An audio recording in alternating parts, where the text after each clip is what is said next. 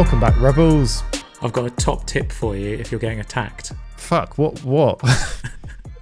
If you're getting attacked, don't say, help me, if you're in the street. You have to be really specific and you have to go, person over there with the blue shoes on, please help me. Because in group situations, people don't take that responsibility and you have to directly target to someone for them to actually help you and to actually do something. That's super interesting. I feel like, that probably applies to so much marketing in terms of you can just shout out to the world, shout out to a void. I've got this thing. But if you're like, hey, you in the blue shoes, I've got this thing, that person's then going to turn around and notice and think, well, they've said it's for me. So they probably created something here that is specifically for me, which means I might actually be more interested. 100%. And I just dropped that on you and I'm really glad that you responded in that way. That is really great.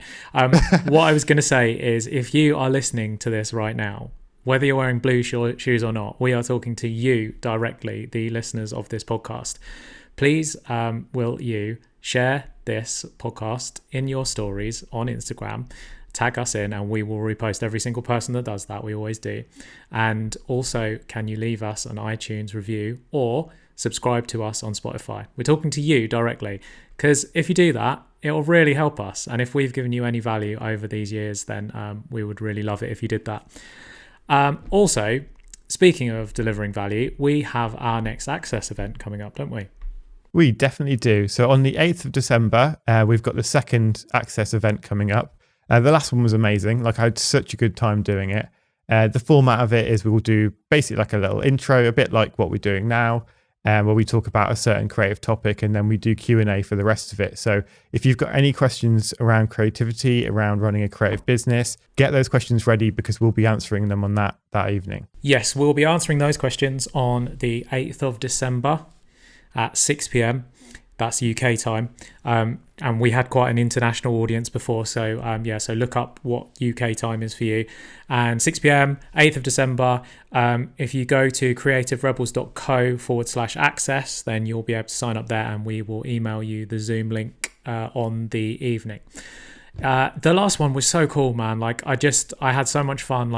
The community was so engaged, and the one thing I worried about was everyone interacting with each other, and they really did. I think people met useful contacts through it, which is super cool, and it was just fun, man. We had a really good time. Yeah, I think especially in the current climate of the world, it's so important to start networking and start growing a community around you and start meeting other people. And I feel like those events are a great opportunity to meet like-minded creatives. So definitely come along to those. Yeah, as you said before, creativerebels.co/access, and we'll send you over a Zoom link on the day. Yes, we're talking to you right now, listening to this in your ears. Go and sign up for Access. So this week we are this is a big interview, I think. What an inspirational, incredible person Holly Tucker is. And her main message, really, when you boil everything down, is do what you love. Yeah, and I think it is so important to do what you love. And I think a lot of people listening to this show, if not everyone, would love to be doing what they love, or they're already doing what they love and they just want to do more of that. And yeah, this interview it's so great to hear someone who's so passionate about helping people on that way to doing what they love. It's what we do every single week. It's what we're super passionate about. So as soon as you come across someone else with that exact same mindset, this interview was just so we were just backwards and forwards. It was just a really great, passionate, creative chat. Yeah, she's a ball of energy, isn't she? I think the thing for me is you have to do what you love, but also you have to learn to love what you do. Yeah. Which it kind of reminds me of what I was talking about in a recent intro, where I was talking about I'm not filled with adrenaline the whole time that I'm painting, but I've learned to love what I do, which includes emailing clients and pitching and going to meetings and all of the stuff that isn't the thing that you love, and you can kind of wrap it all up in a ball, and a lot of it comes down to gratitude of just waking up in the morning and just being yes, I've got to do X, Y, and Z, all of these tasks that everyone who's a freelancer or creative has a small business, the things that you have to tick off your list. But I'm super happy. It's I always say, when I'm out in the cold and it's freezing, I can't feel my fingers anymore because I'm spraying in the minus whatever temperatures, and I'm like, this is miserable, and it rains on you and you're just like, this is horrible.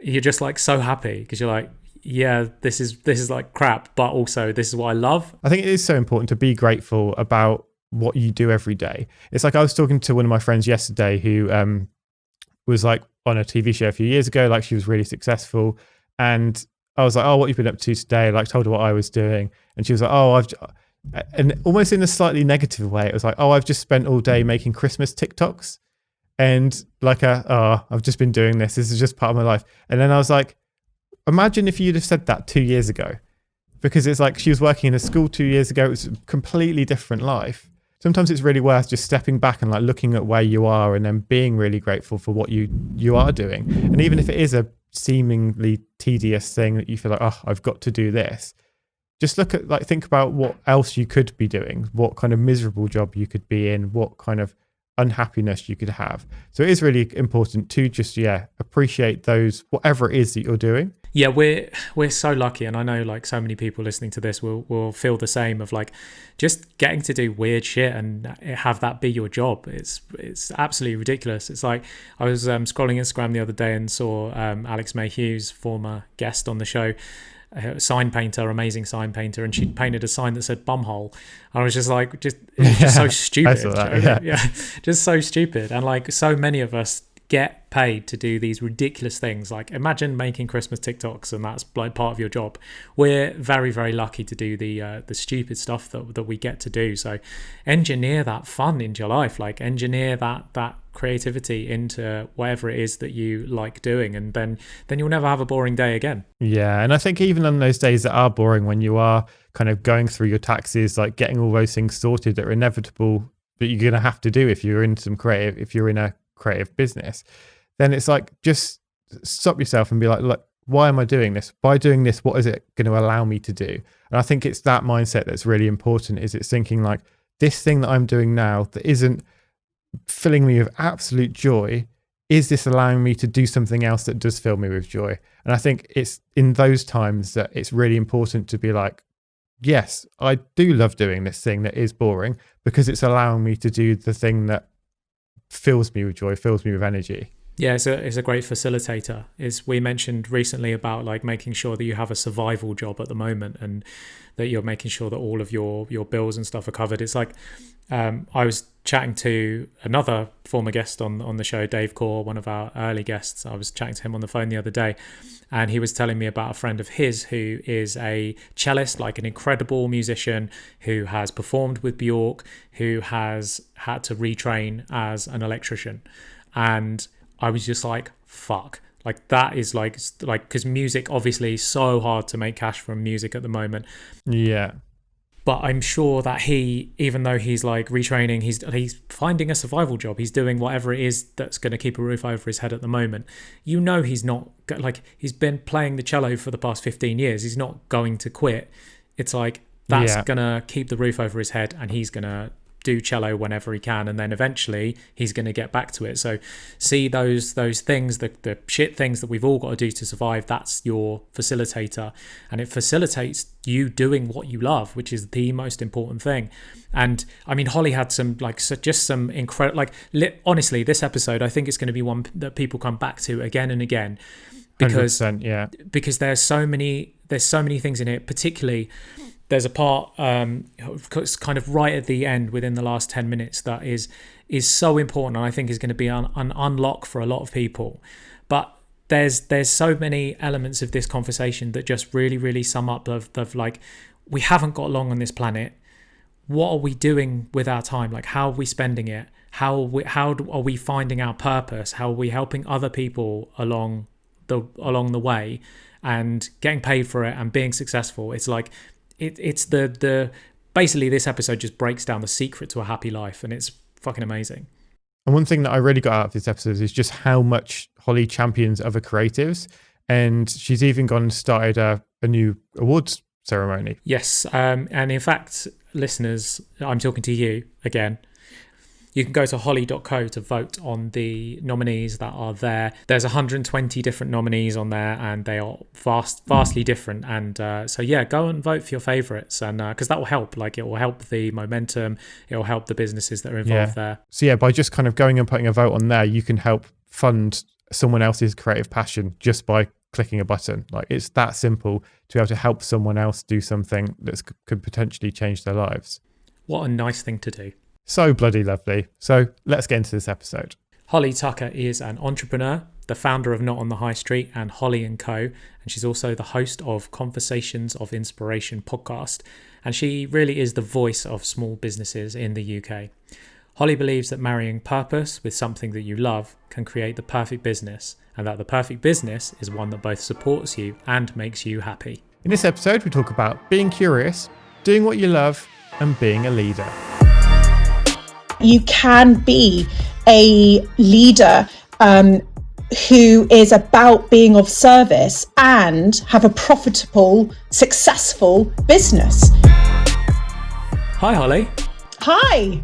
Welcome to the show. How are you doing? Thank you for having me. I'm good. Holly, have you calculated how many days you have left to live? Yes, I have. I'm slightly obsessed with efficiency, I have to say. And that's probably because I'm always in a hurry. So I thought, well, I can get away with being in a hurry if I get the maximum amount of my time, sort of really juice the lemon, so to speak. So I worked out on my 40th birthday, I had 29,000 days on this planet, which was good news. But then I quickly did the maths and I actually only had 14,000 days left. And I'm now 43 and I can't quite bring myself to work out what the new number is.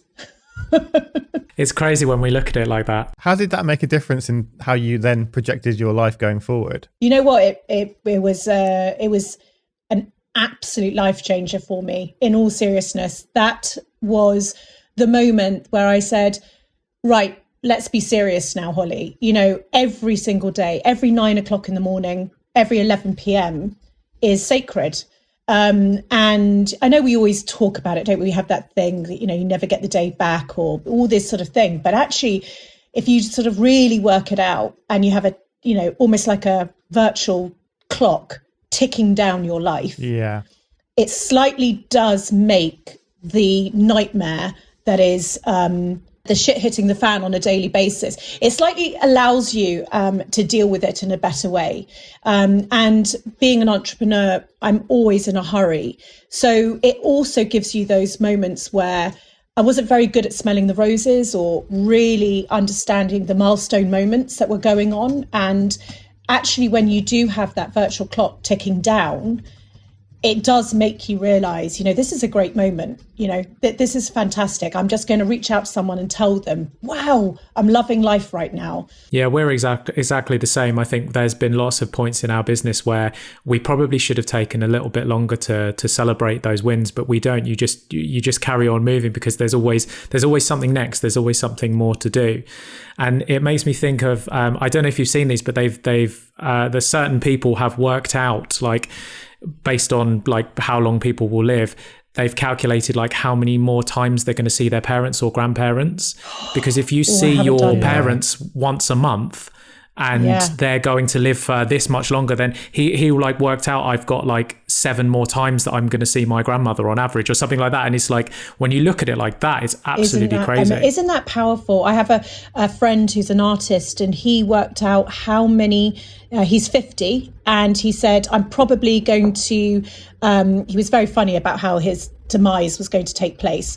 And so he sort of thought it was about 70. He worked out how many, summers he had left. That was it. He had 24 summers, 24, sorry, whatever the math says, but he had X amount of summers left, and that he better make sure that he has the best time or a great adventure each summer. And I thought, gosh, that was, so yeah, that is a brilliant thing to do. It takes it to the next level, doesn't it? That reminds me of, I always remember it so vividly as well. I was probably about 9 or 10 years old, being in an airport, like just coming home from holiday somewhere. And there was this clock, and instead of it ticking, it was one of the ones that just slowly goes. So there's no tick to it. It just like slowly goes round. But looking at that and thinking to myself, at 9 or 10 years old, I'm watching my life drain away. And that was a really morbid thing to think. And I've always hated those clocks since. But now I almost think, from having this conversation, he's really fun at parties. This conversation started with how many days we've got left to live. But now I'm kind of thinking like it would almost be great to have one of those again, because every time I'm sat there looking at it, I should be back at work doing what I need to do to like just be happy and not waste my time looking at this clock. But I think that's exactly what you just said. You know, you just said, I need to be back at work doing what makes me happy. And I suppose that's the point for me and my sort of existence, I suppose, and why I calculated that time, because I've got a job to do, but a job that involves every single cell in my body, every single waking moment, because it is my full life that I'm having right now. And actually, that is why time is such a commodity and so important to me, because I want to get back to work, like you said. And I think for us creatives and those who live a creatively fulfilled life, or life, you know, doing what they love, it's why I try and now help people do exactly that, because I know that there is this clock ticking and lots of people just wander around their life having no concept of that. And so that's where you just do want to sort of shock them in a way. And then suddenly, someone said this, you know, once you know something, you can never unknow it, even if it's shit information. So actually telling people this information, you can't unknow that then. And I think it can have this powerful effect. That's so important. I think what I talk about a lot is there's so many people who live for the 4 weeks of holiday they get every year. And then we were talking yesterday, me and David, about how people just live for their retirement. And it's almost like they're wasting the time they've got currently to have a few good bits of time in the future.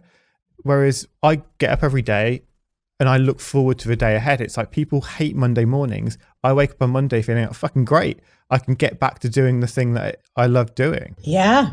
And you know, what is this concept of retirement now? I mean, in this day and age, if you're running your own business, or unless you're going to be selling it and having those unicorn moments and buying an island or whatever it is, you know, this really is a way of life, isn't it? You're finding yourself, and I don't believe in the concept of retirement in any way.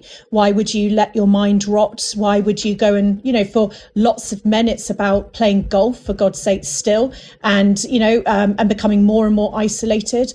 And I just feel that is the wrong way to live, because if you build a life doing what you love, wouldn't you do it right up, walking up to your coffin? I mean, you know, wouldn't you even be trying to redesign? I always laugh. I'm going to be redesigning people are going to think I'm dead, and then I'm going to wake up and go, you know what? Someone needs to tackle the death industry, because this coffin is just so boring. Like, we could have done a much better job with this, you know, and I hope someone gets an artist to decorate my coffin and all these sorts of things.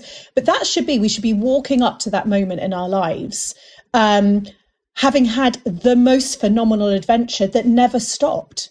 And it's such a pity. And I think that will die out. I think with Generation Alpha and everything that's happening, that's going to literally die out, that concept of retiring. Yeah, Adam and I were on a podcast we're being interviewed for another podcast this morning, and we were being asked about work-life balance. And really, I mean, my work is my life, and it's the thing that gets me out of bed, the thing that drives me. And when we've had on this show people like Liz Earle or Mike Winnett, and probably yourself, who have been in the position where they could, quote unquote, retire, and it's not a question for them, because the work is the fun thing. Like, they're like, right, that's the end of this chapter, but let me get back to the work and let me do something else, and like, let me help other people in other ways. Interesting you call it chapter. I think of my life as a book, and I've had quite a few chapters. I obviously, built Not on the High Street. That was a phenomenal chapter of my life. And now I've, nothing gets erased when you turn the pages. You know, it's just part, you know, I can flip back whenever I want to, but I've turned the page into the next chapter, building Holly & Co. And, you know, this idea that money plays any part of this journey is ridiculous, because firstly, you know, doing it again, I believe you me, you know, it's really doing it again. It's, you know, down to the baked beans again and all this sort of stuff, but this is why you live. This is why you're put on this planet. You know, you can't take it out of my body. You can't take it out of my soul. And What I just need to do is make sure I do a good job so I can make a living and help others make a living. But that is the essence of why I'm excited about looking at the future workforce. You know, if you think in June, more people started a business than ever before. And that is what I'm trying to capture with my new business, Holly & Co, is that essence of building a business doing what you love. Because actually it's it's got a lot to do with business, but it's mostly to do with how you're spending those 14,000, 10,000 days left. Because what I've seen through my journey is the transformation in a human being when they find out who they are and then each year keep discovering it. You know, in Japan, they think that they're the white, do you know what I mean? They realize that they become more themselves every year that goes on. So they realize that they're not the wisest at 40 having careers. You know, they keep digging into their soul and becoming almost like literally shedding skin to become more and more crazily beautiful. And hence, again, why I don't believe in retirement. Why would you spend an entire life in advertising as a copywriter with all that experience to then go and rot on a golf course? You know, it just doesn't make sense. What would you say to someone who's still like earlier on in that journey? And if you said to them they could retire tomorrow and wouldn't really know what to do with themselves, how would you help someone find that thing that is their thing? Because I think there's lots of people in the corporate world who, if you said to them, like, you can go and start a business tomorrow, and they're like, well, I don't know what to do. I don't really like anything that much. Yeah, well, you know what? That's a problem in our day and age, isn't it? We spend so long when we're on that tube in the morning, getting our 3 fixes of coffee every day, back into the job that we don't like, chasing the money, chasing the shots of tequila on a Friday night, the hangover Saturday. Do you know what I mean? Like the Groundhog Day. And actually what you miss is that childlike state of who you are. What do you like? You know, David, I'm looking at all your Pink Panthers behind you. You know, that is you. That's your quirks. It's what you love. And so many people are sort of in this tunnel vision of not even being curious anymore. They're numbed, they're dull, they're grey. And so for me, when I speak to people, and gosh, I speak to so many, I mean, this is my pastime. You know, I don't have yoga. I don't have anything. My thing is people stop me on the street. I've been in Africa in the back of Beyond, and someone came up to me and she wanted to start a business. And there I was with turtles all running around me. And I was like, right, now the thing is, we've got to get down to your passion, you know, it is everything I do. And my thing is about finding passion. It's finding what makes you vibrate inside. It's about really and if you don't have that, that's not normal. You should be curious. So my first thing is, like, if you don't have that feeling about anything, it can be nuts. You know, this is what I do. I call it a passion list. Write down everything from feelings to people, to industries, to brands, to books. Get it onto paper. Start to understand what makes me up. You know, what are we? 1 in 400 trillion chances of being born. This is not a mistake. It's a miracle. So what is it that makes you alive? And actually, if you don't have those things there, it can be a bit of a process. So it could take some time. Go out and throw yourself out there. If you've got a friend going to an art gallery, if you've got to say, can I come with you? You know, can I start to experience things? And for sure, every single person has that passion. They have the thing that interests them. They really, really do. So that is what I would recommend for people to look at. And then once you get to those passions, start to create common denominators. You know, the sort of things that are, you know, for me, it was people. It was the underdog. It was the why I would cry at certain movies. You know, it was my heart and looking to help people, transform people, and creativity and small businesses and uniqueness and great, less ordinary products. And do you know what I mean? And that started to form who I am. So I really recommend it for people. That's so refreshing to hear. And I think currently at the moment, there's a real problem with, and especially I'm seeing it on like YouTube ads of like entrepreneurs that come forward, and rather than recommending what you just said there, which is absolutely beautiful, of like finding what sets you on fire, they will say, find a product that you can buy cheap and sell high. And I think that it works because people don't know themselves. And what you're suggesting there is just get to know yourself as a person, and then you'll be able to find that thing. Absolutely. I mean, what a load of bullshit that is. Do you know what I mean? That's it really upsets me. But that's only going to last. You know, I've seen Not on the High Street has 250,000 products, 5,000 small businesses. Not one of those people, no one that I mentor here at Holly & Co., not one of them have looked at a gap in the market, seen a product that they can buy from China, let's just say, and sell it and then create a lifetime brand. Zero, absolutely zero. What they do have is a quick win. They have a quick win. It floods them with this sense of confidence. It floods them. It's all fake, but it floods them that I'm now can call myself an entrepreneur. Look at this. If I then take this each year, I'm going to make God knows how much. And I'm like, I just watch the car crash happening because it never sticks. The thing that sticks is when you are curious about who you are and something genius comes out of you. I call it the diamond from within. You know, it's normally pretty dull.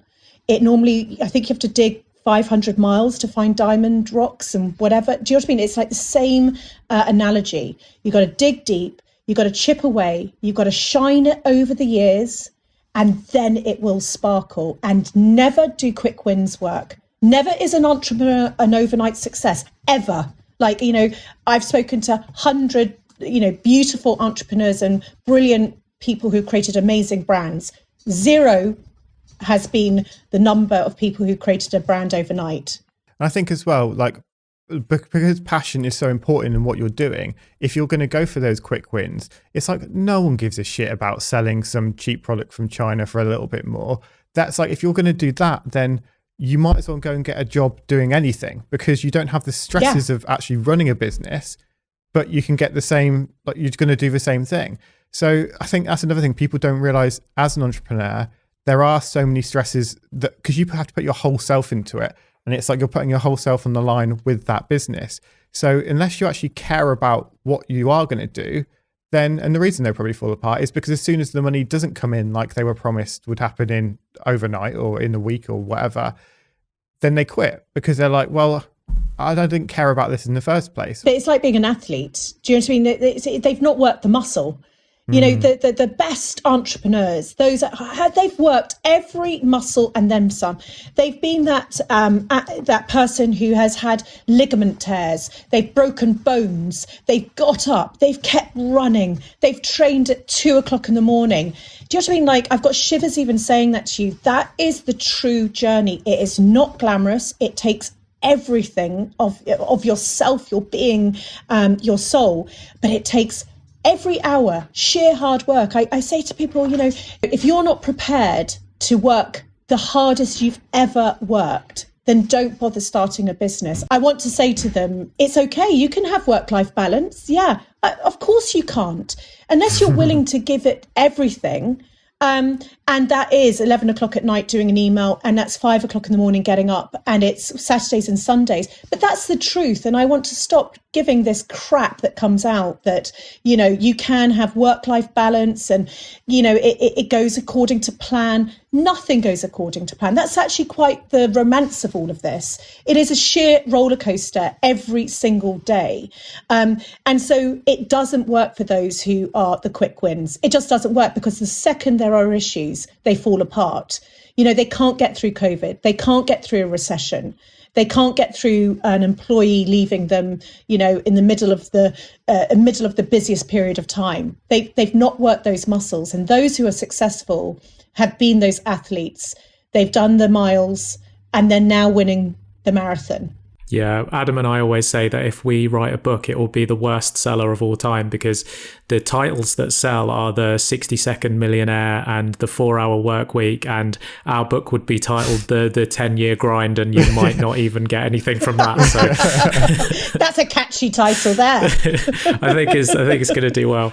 Waterstones, if you're listening, let's get it on the go. But yeah, so you mentioned in June there's been this like huge burst of all these new businesses that are being invented, I guess, when people had a bit of time on their hands to actually think about what they enjoy.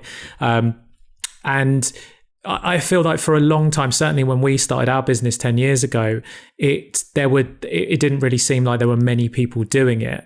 But I feel like we're gradually getting over the stage of where people are starting to feel like, actually, maybe this is a possibility. Maybe this is something that I can do. Yeah, I couldn't agree more. When I think, 2005 is when the concept of Not on High Street came about. This was, I think I remember opening my first iPhone. Do you know what I mean? And the dial-up modem wasn't really laughable. Like, still your parents had the dial-up modem, and that was the age that we were in. We went for to try and help a bank manager understand what the word entrepreneur. He'd never heard the word entrepreneur before. I can't even understand this concept now. He hadn't understood what a marketplace was. Those words didn't exist in their vocabulary. I remember the first time I got featured in the press, there was an article in the Financial Times, and they called me the spray can entrepreneur. And I had to Google entrepreneur because I wasn't completely sure what it meant. Absolutely. You see, things have changed, though. That's the thing. The landscape is from where we were one of like a handful of female entrepreneurs back in 2005. You didn't give money out to us. You didn't. There wasn't such thing of Squarespace, social media, Instagram. There was nothing.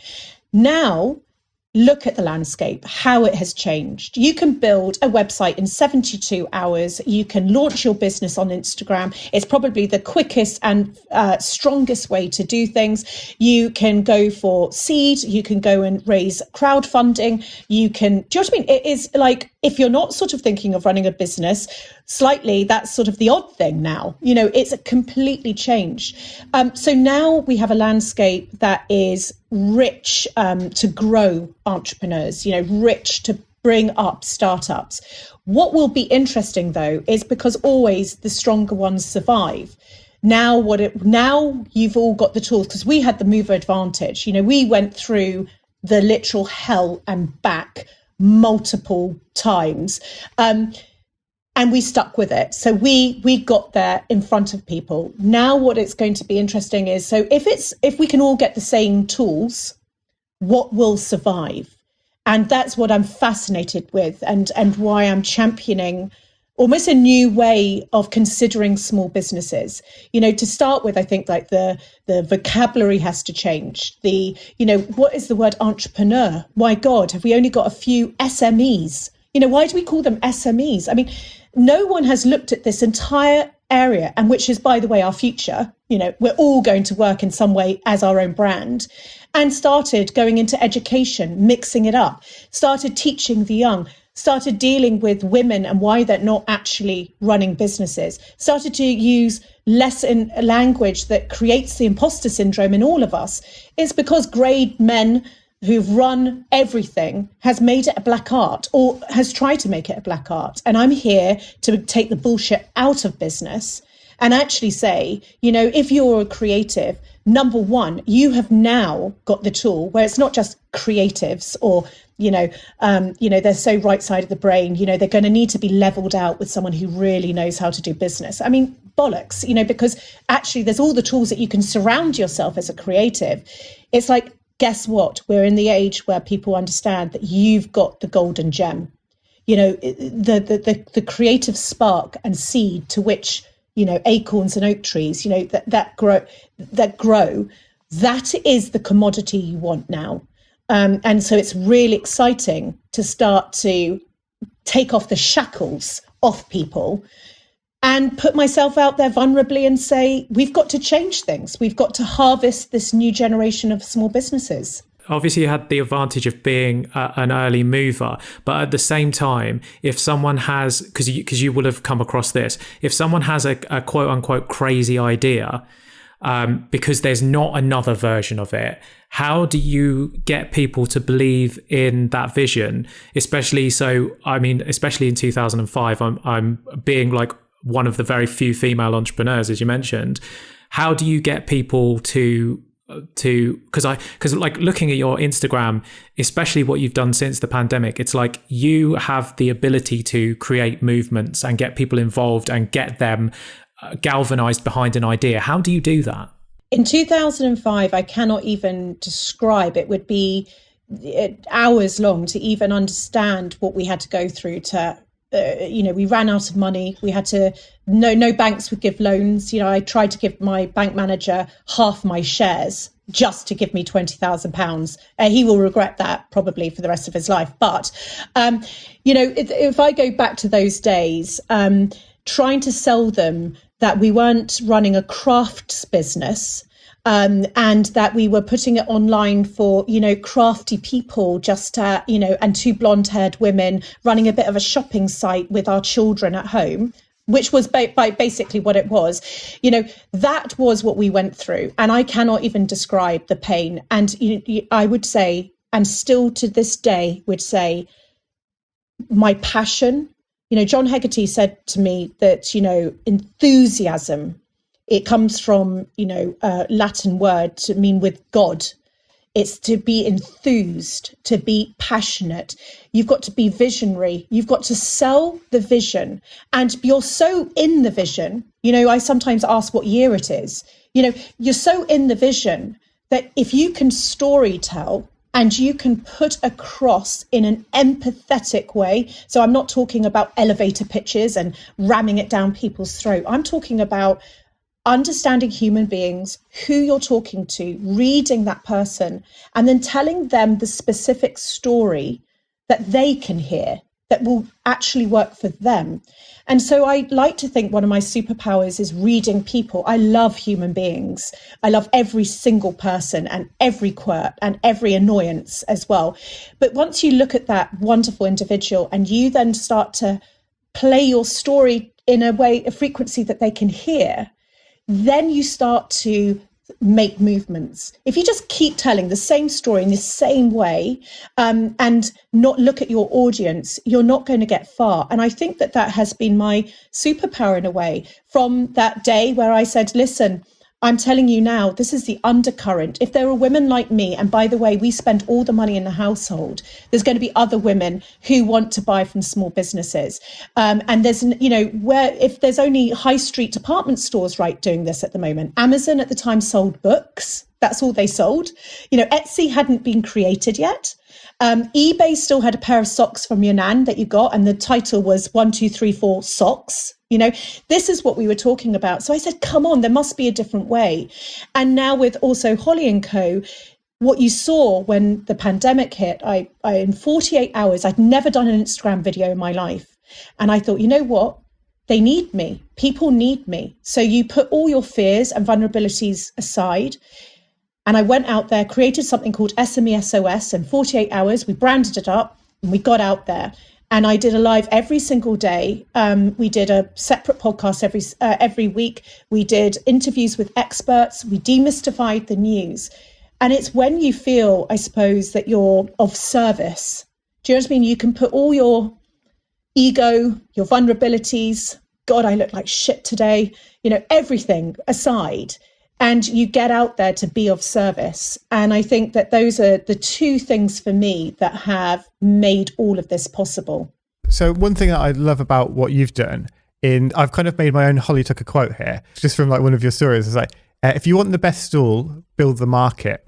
Yeah. Do you want to explain that? So how interesting you did that. No one's ever done that. And that's so, I'm so humbled by that. When I started, I created a I went through a very difficult time in my life. I was divorced at the age of 22. And I also discovered I had a brain tumour, and basically my life had crumbled. I'd started work, by the way, in advertising at 17, full time. I went to the University of Life and not where I was going to go and do art at uni. And so I really had lived quite a bit of a life already by the age of 22. And as my life fell apart, and literally I fell apart, I started to become creative again. And that was a healing process. And I built a vegetable wreath and thought I was going to have a empire in wreath creations. I wish my story was sexier. And then I wanted to sell the wreath, and I realized that there was no market in my local area. So I thought, well, I'll create the first Chiswick Christmas fair to sell my wreaths, and then I'm going to, make this amazing, gazillion pounds in my wreath industry. And actually, there was no market. So I thought, well, how hard will it be to put on the first Chiswick Christmas fair, and then I'll get the best trestle table. And that's what I did. 100 stalls later, the biggest fair in Chiswick. And obviously, being Holly, I'm quite enthused as a person. I had advertising in the local papers. I had Father Christmases walking up and down the high street. I had choirs. I had hot chocolate stands. The whole thing went on. And this was back in 2002. And actually, I suppose that's what I've done every single time. I didn't have anywhere to sell my wreaths, and knew that there should be a Christmas fair. So I built the Christmas fair and sold my wreaths. I saw from that experience that I didn't have anywhere to sell online in a way that felt like a fair, felt like it was curated. So built not on the high street.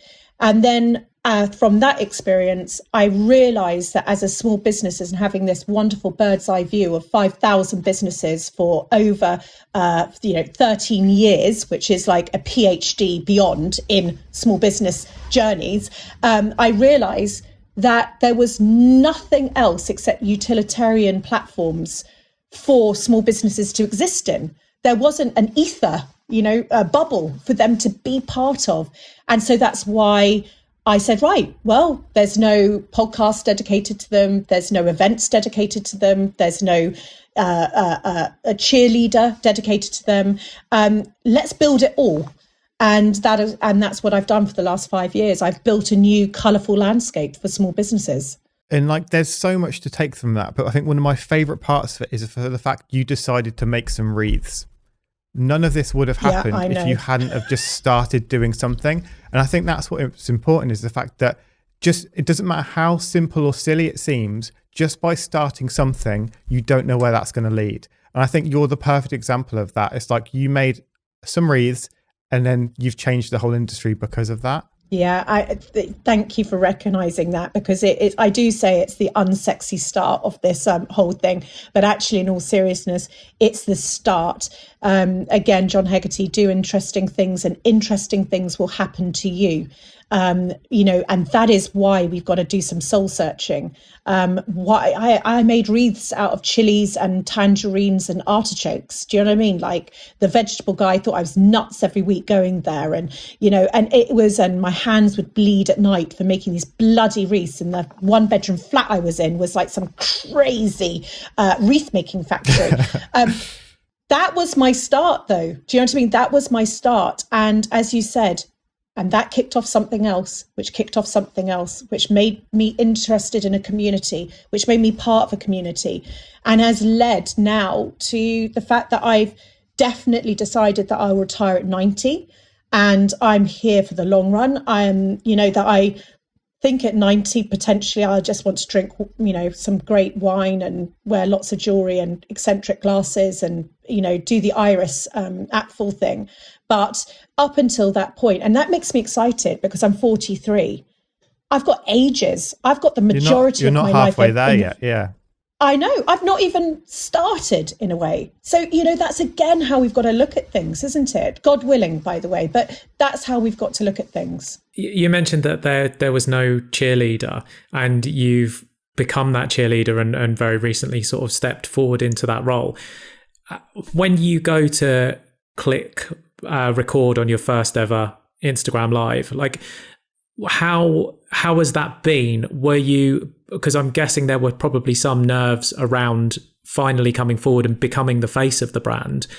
How has that been? Is it like easier than you imagined? Because most people are worried about becoming the face of their brand.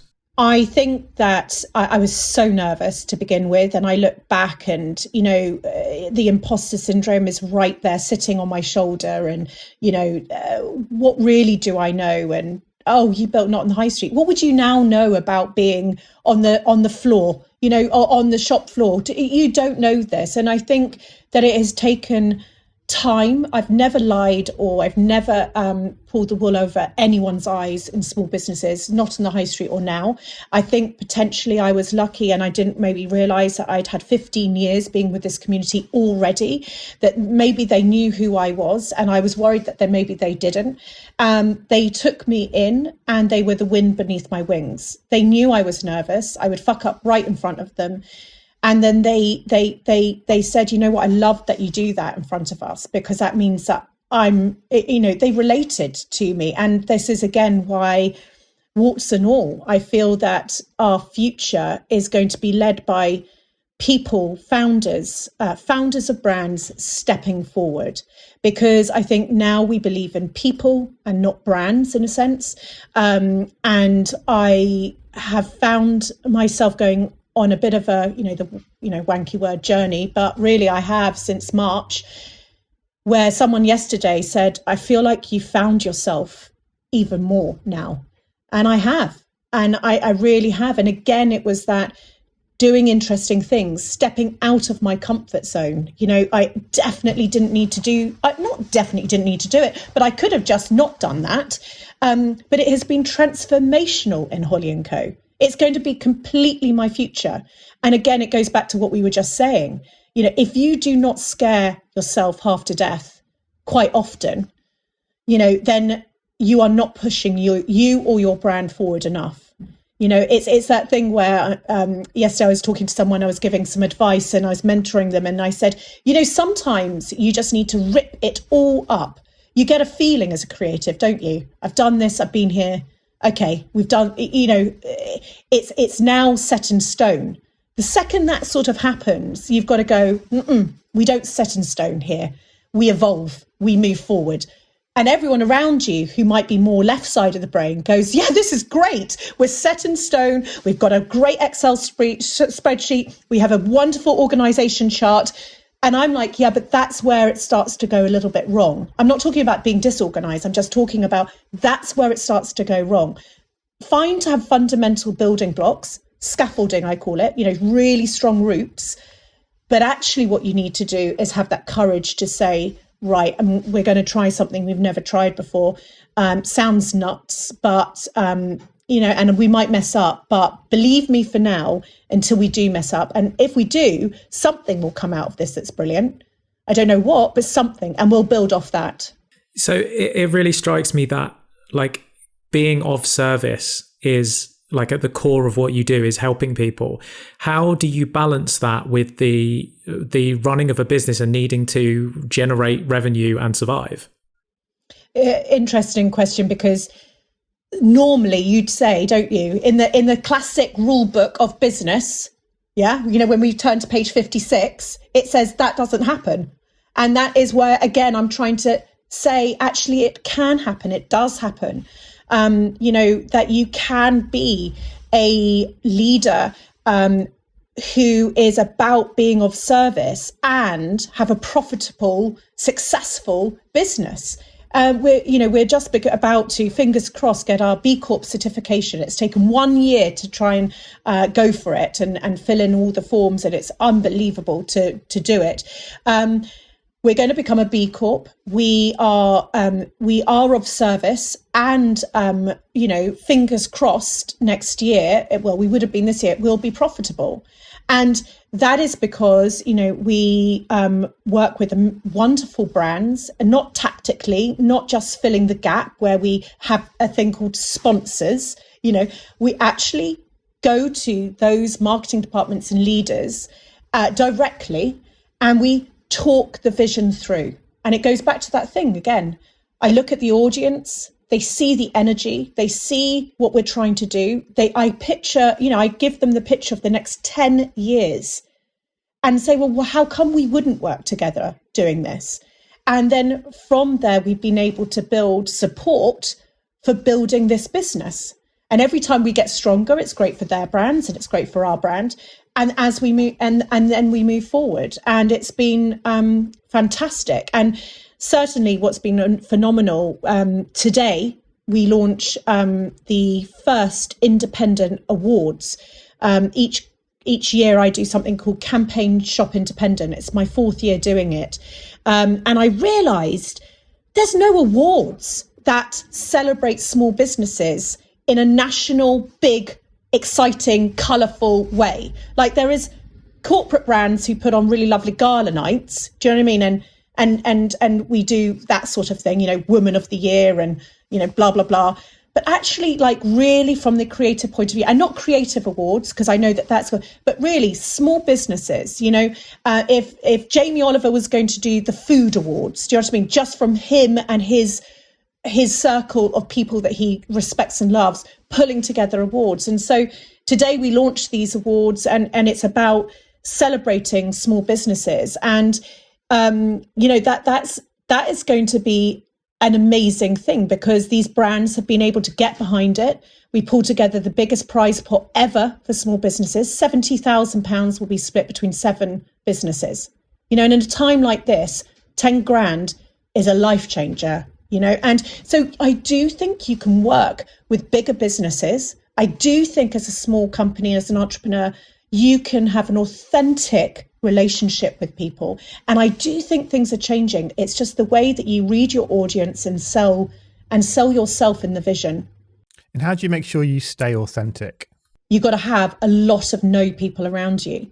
You've got to have a lot of people who, I'm lucky, I'm 43, I'm not 28, like when I started Knots. Do you know what I mean? Like I now know not to believe my own bullshit, and the ego starts to decline, and you start to know yourself more and more. You have a lot of war scars. You've been through hell and back. You've had a nervous breakdown or two, and those sorts of things. And I think that is why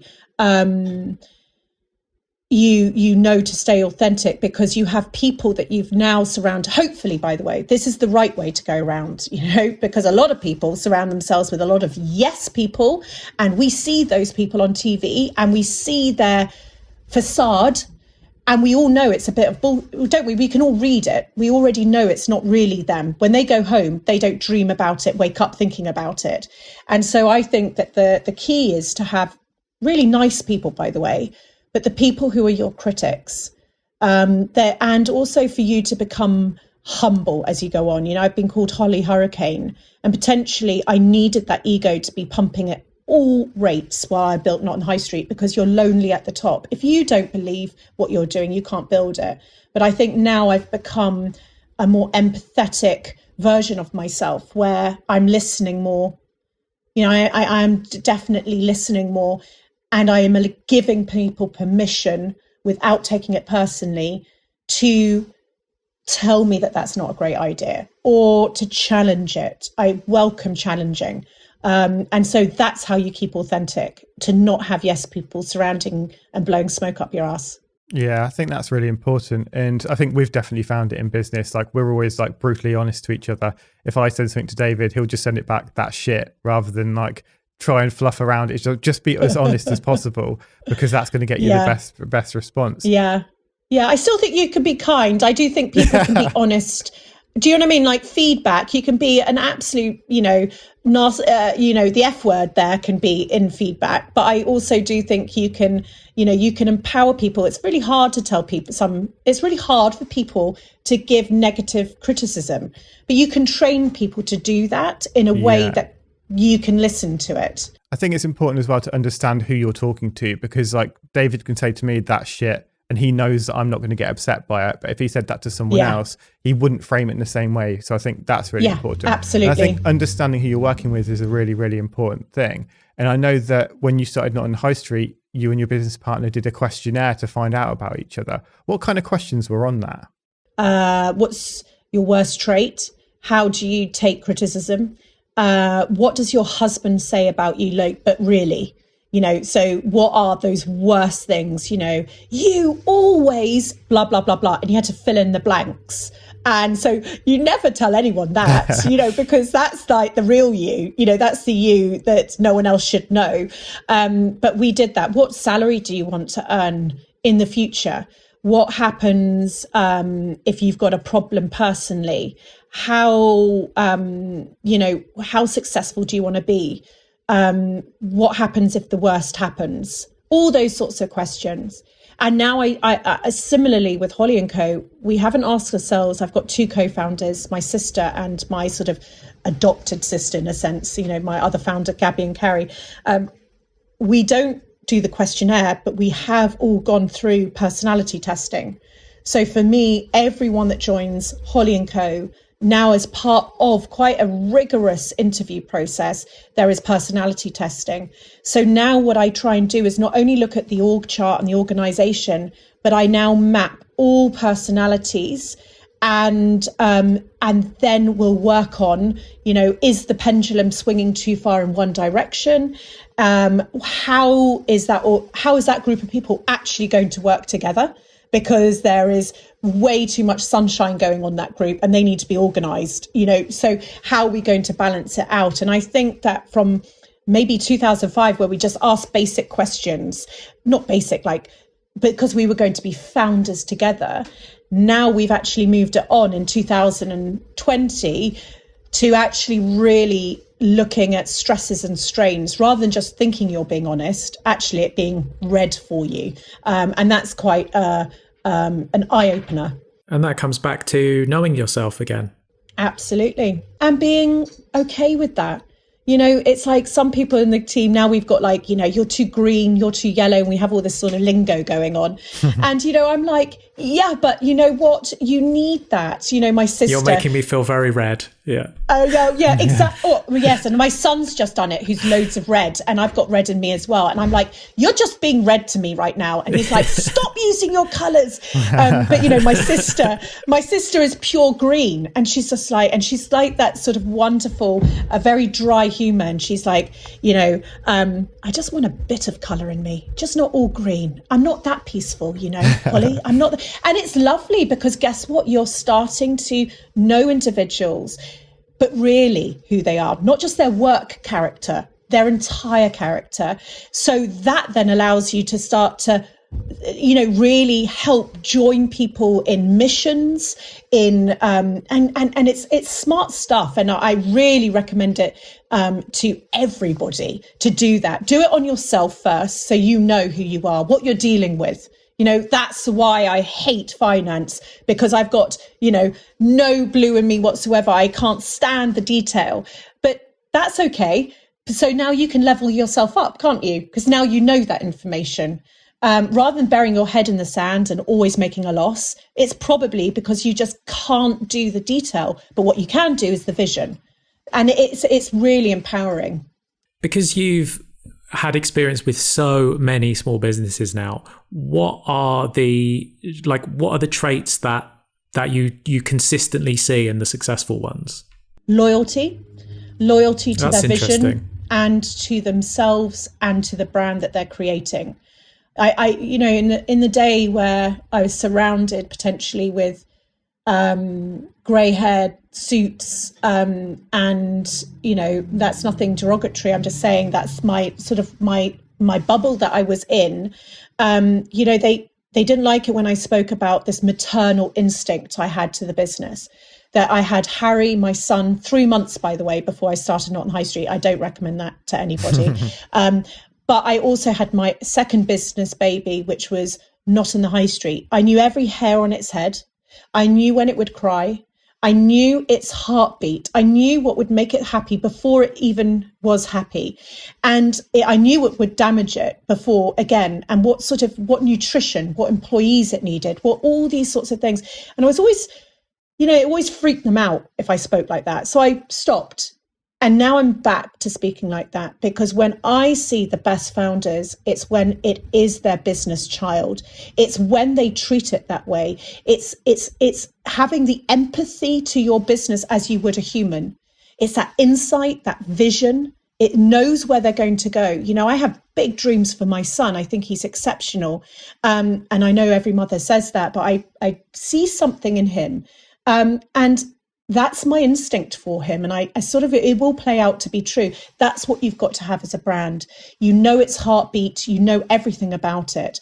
And that is what I think is the one thing. And again, that goes back to knowing yourself, understanding the purpose of what you're building, beyond your ego, beyond the bottom line, beyond everything, the legacy factor of your business. Because guess what? That is the thing that keeps you out of bed, gets you out of bed when you're having the most terrible time.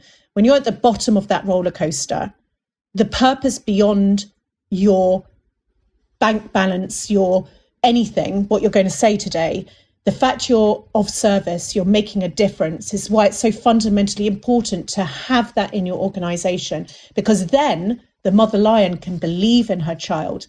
She's so fiercely proud and roars and tells everyone about it. That is what makes success. I think what I love about that kind of child metaphor there is it kind of just reminds me about kind of reinvesting in your business and how important it is to kind of not take money out of it too soon and really reinvest and kind of grow that business. Because it's like, if you've got a child, you've not got it out on the street busking, you've got it kind of protected, and you're kind of like constantly looking after it. And then it will get to a stage eventually where it kind of leaves the nest. And that's almost when it can look after itself.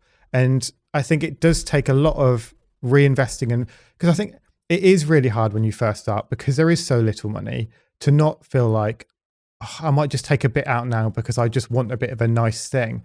Whereas actually by putting that back into the company, it's like, I was thinking earlier this morning just about what I spend money on, and very, very little of it is stuff that isn't some form of investment back in a business.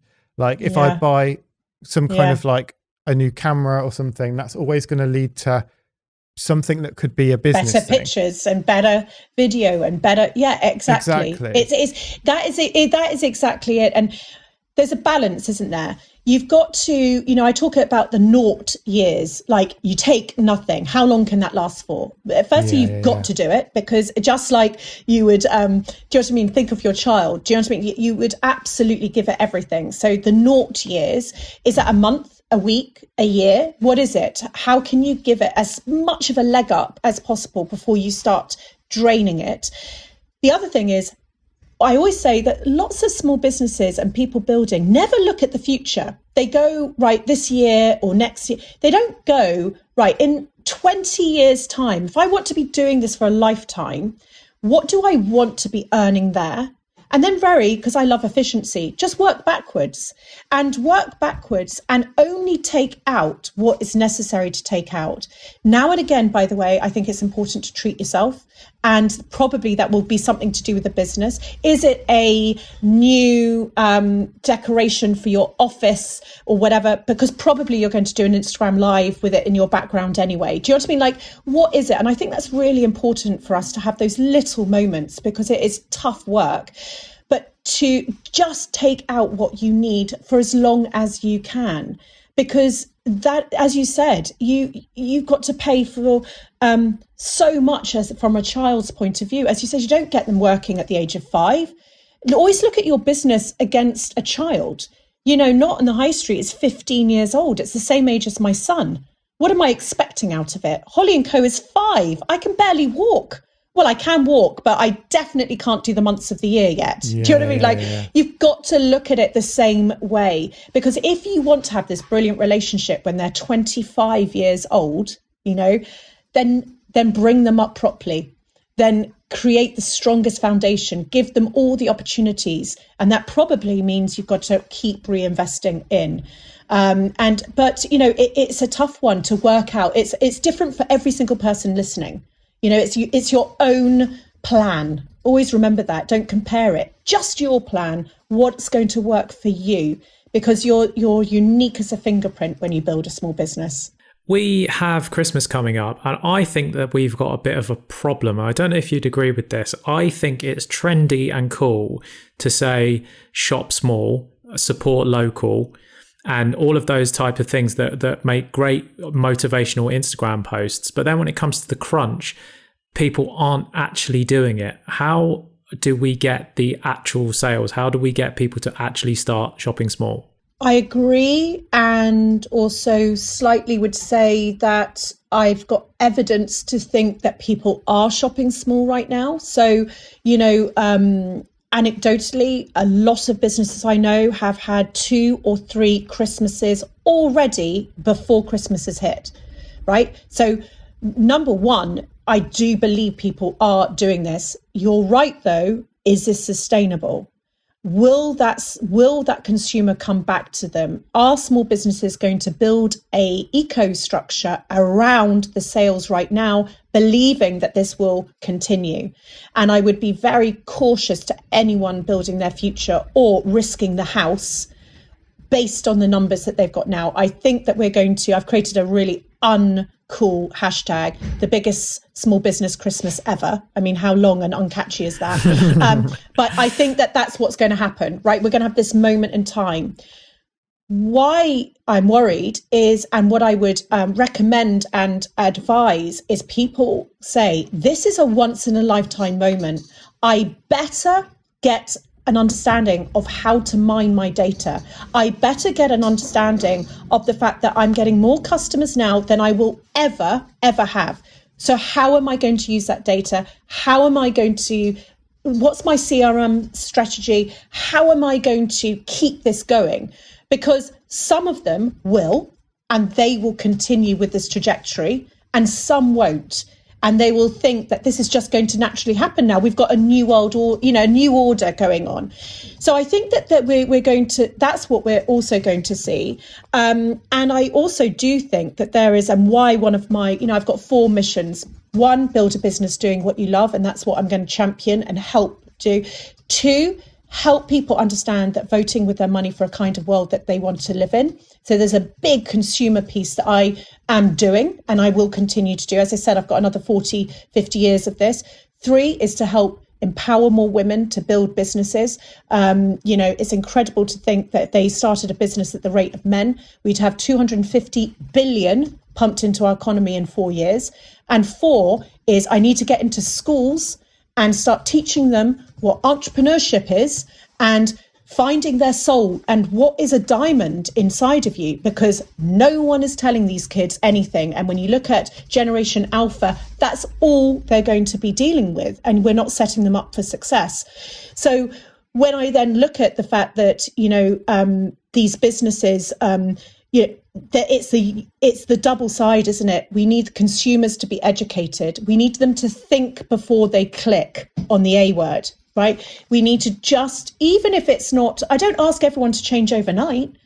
What if you did 50-50? Every time you go to click on the A word, you actually said, every other time I'm going to tell myself to go and find my pet's Chewies on an independent shop. All right, I'm going to go and find the, the book that I can't be. I'm just literally always going to buy my books from bookshop.org, which has just started up. It's a real mind shift. And so that's why I'm slightly working in balance, helping people to build a business, but also saying to consumers, do you really want no butcher on your high street ever? Do you really want there never to be someone that you know by name on your high street? And so it's going to take some time, but yeah, so I would say it's the responsibility of small businesses to mine this wonderful bubble that we're in, and also for the consumers to start being a bit, critical and start to be a bit more disciplined. So something you said there, and I know that a lot of our listeners and a lot of creatives struggle with, is the word data. I think a lot of our listeners are kind of creative and they're like, I don't want to get into data because it's this mathsy, techie thing that I'm just not interested in. How important is data, and how do you actually collect data on your clients or on your business? Yeah, I mean, this is the other thing. If you knew yourself, Like we do this assumption, don't we? I normally talk about it when the amount of women of the last 20 years I've been told, oh, my husband does the books, my husband does the spreadsheet. I'm the creative. I don't do the numbers. I'm just like, what is this? What is this? Do you know yourself that you can't do it? Were you literally, what did you get in your GCSE maths? Well, I got a B or I got a C. Right. So can you add 1 and 1? Yes. Right. So you can do it. We're not talking about NASA here. You sell baby grows, right? And you've got that many sales and you sell amazing baby grows. Why can't you do the math? And I think it's about not sitting on this sort of imposter syndrome fence with no solution, or this I can't do this because I'm creative crap.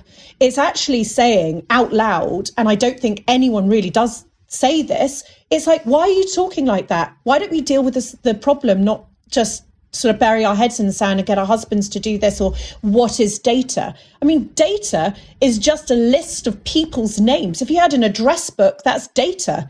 That's all it is. And, that person you send a card to at Christmas, that's 4 times I've sent that card to that person at Christmas and only 2 times there. Well, that's data. That's all it is. And again, it's about, I think, so much of what's been done, which is terrible for business, is this dark art. Why is data, for a small business, they are not mining data to the level of Google. I mean, they are literally pulling the right numbers for their business. You can go and hire, for instance, an accountant. It's what I recommend to small businesses who go, I can't do the numbers. I go, okay, hire the accountant, sit them down with a blank Excel spreadsheet and literally ask them cell by cell to build a P&L, and why don't you learn it like you learn, anything? When I started Instagram 4 or 5 years ago, I'd never written a post ever. I'm dyslexic and I've been told always throughout my entire career I couldn't write. And so I was scared to write and I wrote my first post. But actually what I did do is I went and bought loads of books for probably 10-year-olds about grammar, about spelling. And I did them and I got my son to check them. And every night I did my homework. And I then got his English teacher. I mean, how gutting for Harry, but I got his English teacher to check my work and say, can I possibly ever put this out? And it was, do you know what I mean? You get back to basics, and that's what you can do with data. You can find people to literally help you and take you through really basics, step by step. And every time you sort of win something, you get a little stronger, you work that muscle. So that is my thoughts, get back to understanding where to put a full stop in a capital letter, and don't be so proud that you shouldn't do that. That's so interesting. I think so much on this show, we talk about the people who don't see themselves as creative and say, I'm not creative. And our answer to that is always, you are creative. You just haven't tried it or gone into that world yet. So I suppose it's just looking back at seeing the other side of it, of the people who don't see themselves creative currently, who do the things that are the data-y, mathsy things that we don't want to do, and think actually we could do those too if we just, as you said there, learned. It works the other way around, doesn't it? And that's why I think there's a powerful mix when you find that accountant or you find that person who can help you with data and build your strategies and things like that. They start to sort of see themselves in a different way, and what comes from that connection. And that's been fascinating to watch sometimes, those people who just think they're in a box rediscover themselves. And it's been brilliant. I interviewed Sir Tim Smith, the founder of the Eden Project, and he said that all of his employees at a certain point were over 50, had all had corporate lives, had all had the box that they sat in. And he just said, my God, when I let them out, when I gave them that creative freedom, he watched genius spark, and it was so fascinating to hear that. Yeah, I mean, for us, when we first started our business, and we were told left, right and centre that no one would pay for graffiti art, no one would pay for murals and paintings on walls, and it was a ridiculous idea. And I suppose there's certain businesses that if you will be hearing that negative from the outside that are saying, and a lot of times it's actually from love of like, we don't want you to make this huge mistake. My mum thought I would never be a professional graffiti artist. She did not think that that was a job that existed, because it wasn't. But I suppose we just have to hold on to those. If we have an idea that we are so sure, you've just got to see where that takes you, and maybe it'll work, maybe it won't. But it's the journey and the discovery that is the exciting thing. And if it does turn out, then it can be so amazing. But do you not also feel it was your vibration of energy on the universe with your idea that there was no choice in it not working? You made it. So when you say it wouldn't work, it was an impossibility. It wouldn't work. Do you see what I mean? Like when you put enough energy and force and vision and you see the future, why would it not work? I mean, you'll adjust and say, oh God, that was crap. I've got to do it different. But I'm talking about the proper vision. How does it not work? And that's what I find, it. You create your future. So in a way, if you believe that, which I believe in every ounce of me, that's why I know that Holly & Co will be successful, because I know it and you knew it. Do you see what I mean? So your mum couldn't see it, but you knew it. So it's like you almost make it out of thin air. That's why they can't see it, because right now it's a vision. But I do believe for us, it's almost like it's still a vision, but it's also a certainty. And that's what makes it exciting. We see things that other people don't. I think our challenge is to be able to allow other people to see that vision too. Once we've got it, then what we have to do is be able to explain that vision, to spread that message. That's our job. And that's how things really start to change.